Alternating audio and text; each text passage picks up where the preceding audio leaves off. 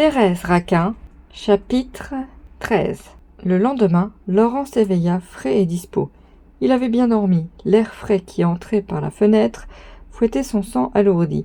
Il se rappelait à peine les scènes de la veille. Sans la cuisson ardente qui le brûlait au cou, il aurait pu croire qu'il s'était couché à 10 heures, après une soirée calme.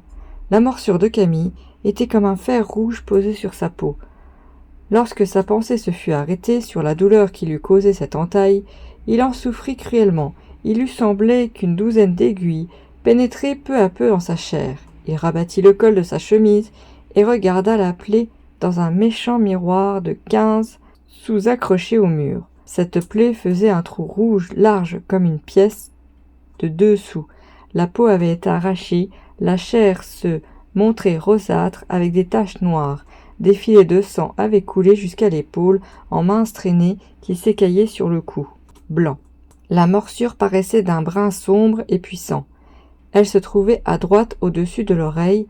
Laurent, le dos courbé, le cou tendu, regardait, et le miroir verdâtre donnait à sa face une grimace atroce. Il se lava à grandes eaux, satisfait de son examen, se disant que la blessure serait cicatrisée au bout de quelques jours. Puis il s'habilla et se rendit à son bureau, tranquillement, comme à l'ordinaire. Il y conta l'accident d'une voix émue. Lorsque ses collègues eurent lu le fait divers qui courait la presse, il devint un véritable héros. Pendant une semaine, les employés du chemin de fer d'Orléans n'eurent pas d'autre sujet de conversation.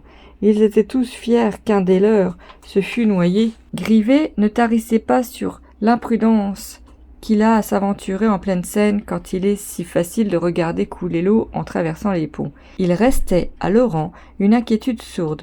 Le décès de Camille n'avait pu être constaté officiellement. Le mari de Thérèse était bien mort, mais le meurtrier aurait voulu retrouver son cadavre pour qu'un acte formel fût dressé.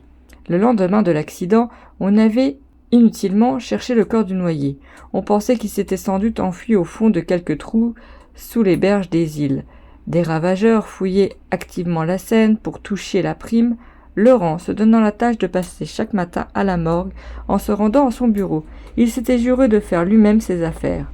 Malgré les répugnances qui lui soulevaient le cœur, malgré les frissons qui le secouaient parfois, il allait pendant plus de 8 jours régulièrement examiner le visage de tous les noyés étendus sur les dalles. Lorsqu'il entrait, une odeur fade, une odeur de chair lavée l'écœurait et des souffles froids couraient sur sa peau. L'humidité des murs semblait alourdir ses vêtements, qui devenaient plus pesants à ses épaules.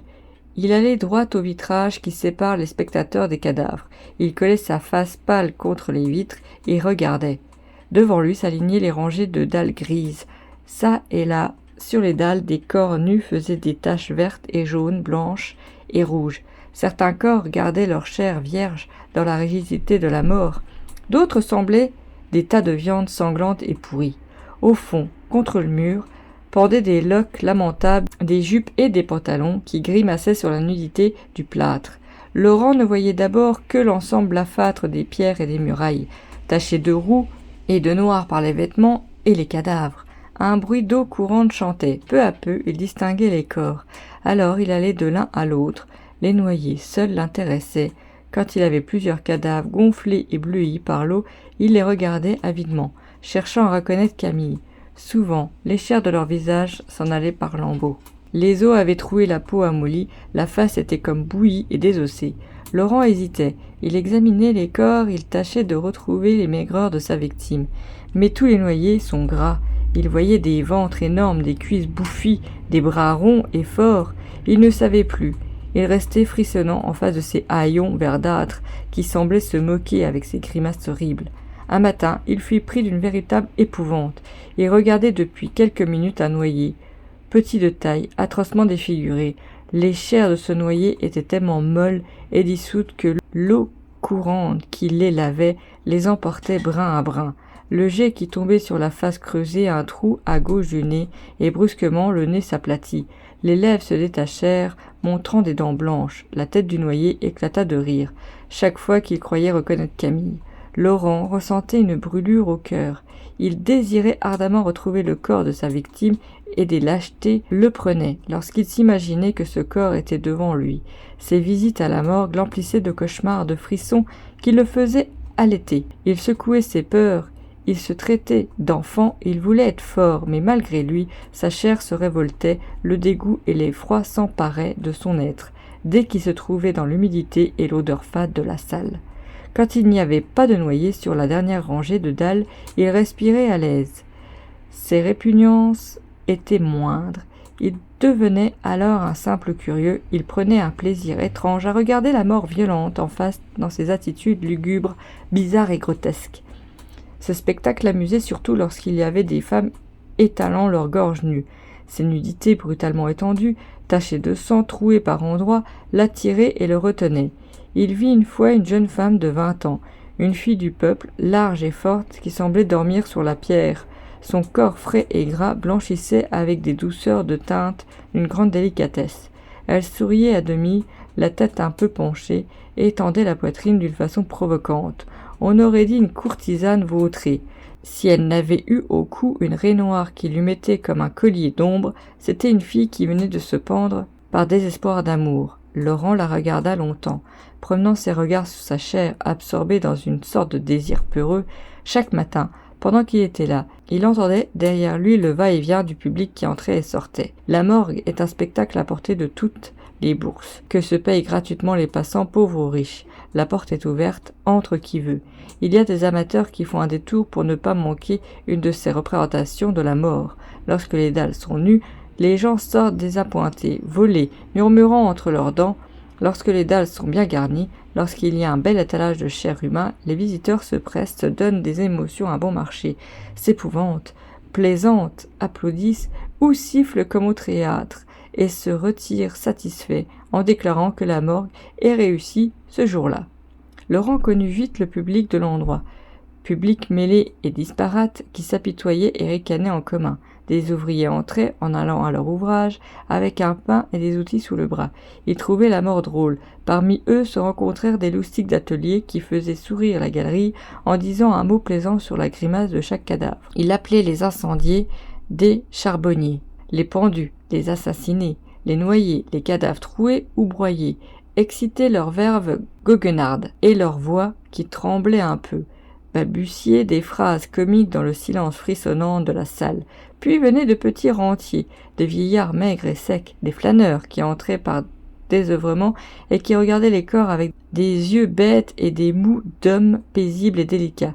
Les femmes étaient en grand nombre. Il y avait de jeunes ouvrières, toutes roses, le linge blanc, les jupes propres, qui allaient d'un bout à l'autre du vitrage, lestement, en ouvrant de grands yeux, attentifs comme devant l'étalage d'un magasin de nouveautés. Il y avait encore des femmes du peuple hébétées, prenant des airs lamentables, et des dames bien mises, traînant nonchalamment leurs robes de soie. Un jour, Laurent vit une de ces dernières qui se tenait plantée à quelques pas du vitrage en appuyant un mouchoir de pâtis sur ses narines. Elle portait une délicieuse jupe de soie grise avec un grand mantelet de dentelle noire.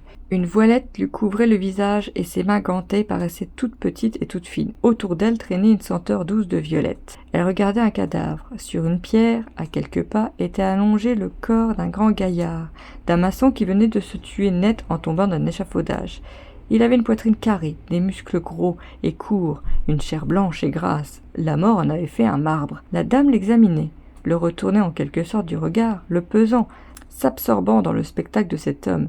Elle leva un coin de sa voilette, regarda encore, puis s'en alla. Par moments, arrivaient des bandes de gamins, des enfants de 12 à 15 ans, qui couraient le long du vitrage, ne s'arrêtant que devant les cadavres de femmes. Ils appuyaient leurs mains aux vitres et promenaient des regards effrontés sur les poitrines nues. Ils se poussaient du coude, ils faisaient des remarques brutales, ils apprenaient le vice à l'école de la mort. C'est à la mort que les jeunes voyous ont leur première maîtresse. Au bout d'une semaine, Laurent était écœuré. La nuit, il rêvait des cadavres qu'il avait vus le matin. Cette souffrance, ce dégoût de chaque jour qu'il s'imposait, finit par le troubler à un tel point qu'il résolut de ne plus faire que 2 visites. Le lendemain, comme il entrait à la morgue, il reçut un coup violent dans la poitrine. En face de lui, sur une dalle, Camille le regardait, étendu sur le dos, la tête levée, les yeux entr'ouverts. Le meurtrier s'approcha lentement du vitrage, comme attiré, ne pouvant détacher les regards de sa victime. Il ne souffrait pas. Il éprouvait seulement un grand froid intérieur et de légers picotements à fleur de peau.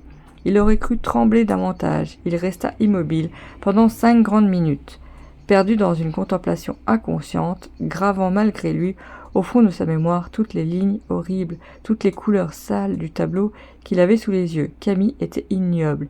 Il avait séjourné 15 jours dans l'eau. Sa face paraissait encore ferme et rigide, les traits s'étaient conservés, la peau avait seulement pris une teinte jaunâtre et boueuse, la tête maigre, osseuse, légèrement tuméfiée, grimaçait. Elle se penchait un peu, les cheveux collés aux tempes, les paupières levées, montrant le globe blafard des yeux, les lèvres tordues, tirées vers un des coins de la bouche, avaient un ricanement atroce. Un bout de la langue noirâtre apparaissait dans la blancheur des dents. Cette tête, comme tannée et étirée, en gardant une apparence humaine, était restée plus effrayante de douleur et d'épouvante. Le corps semblait un tas de chair dissoute, il avait souffert horriblement. On sentait que les bras ne tenaient plus, les clavicules perçaient, la peau des épaules, sur la poitrine verdâtre, les côtes faisaient des bandes noires, le flanc gauche crevé ouvert se creusait au milieu des lambeaux d'un rouge sombre. Tout le torse pourrissait, les jambes plus fermes s'allongeaient, plaquées de taches immondes, les pieds tombaient. Laurent regardait Camille. Il n'avait pas encore vu un noyé si épouvantable. Le cadavre avait, en outre, un air étriqué, une allure maigre et pauvre. Il se ramassait dans sa pourriture. Il faisait un tout petit tas. On aurait deviné que c'était là un employé à 1200 francs, bête et maladif, que sa mère avait nourri de tisane. Ce pauvre corps grandi entre des couvertures chaudes, grelottait sur la table froide, quand Laurent put enfin s'arracher à la curiosité poignante qui le tenait immobile et béant. Il sortit. Il se mit à marcher rapidement sur le quai, et tout en marchant il répétait « Voilà ce que j'ai fait, il est ignoble ». Il lui semblait qu'une odeur âcre le suivait, l'odeur que devait exhaler ce corps en putréfaction.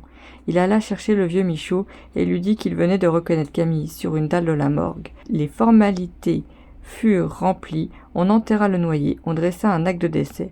Laurent, tranquille, désormais, se jeta avec volupté dans l'oubli de son crime et des scènes fâcheuses et pénibles qui avaient suivi le meurtre.